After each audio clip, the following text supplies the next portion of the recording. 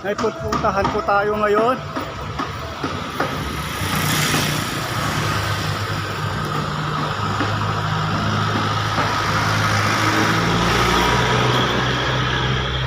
Magandang hapon sa inyo. Ay pupuntahan po tayo ngayon dito. Nakikita ko tong bahay na luma na to.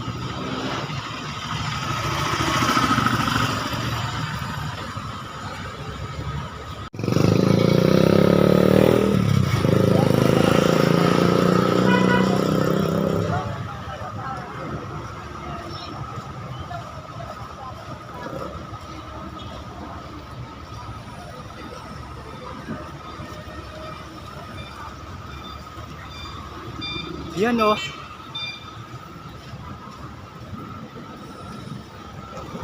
Yan yung sinasabi ko sa inyong bahay na maganda o.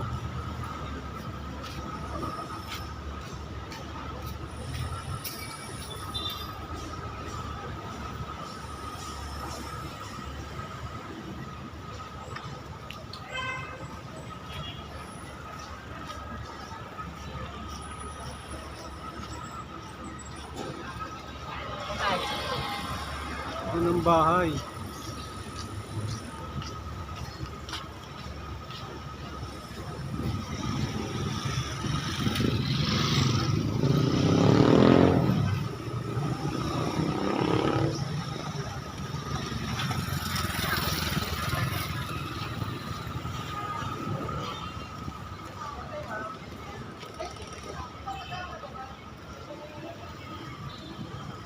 Naitanong ko na sa mga tambayang bahay na ito.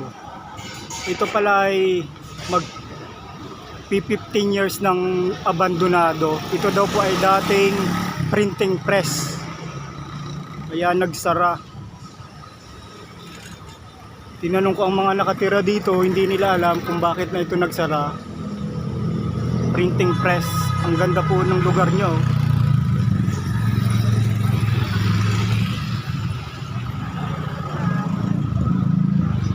Sa 15 years niyang nagsara.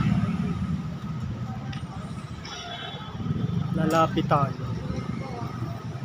Yan o. Napabayaan na yung bahay na maganda o.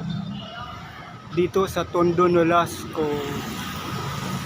Sana walang white lady. At naitanong ko rin kung nasaan na ang mga dating may-ari ng bahay na ito. Walang makapagsabi kung nasaan na.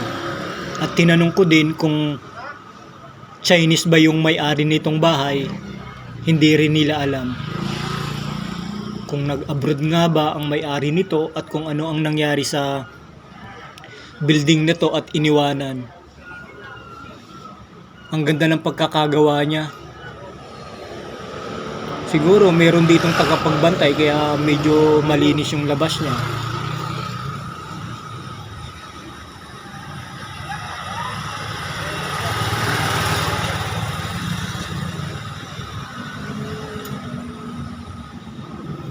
Luma na yung bahay. Nila po rin.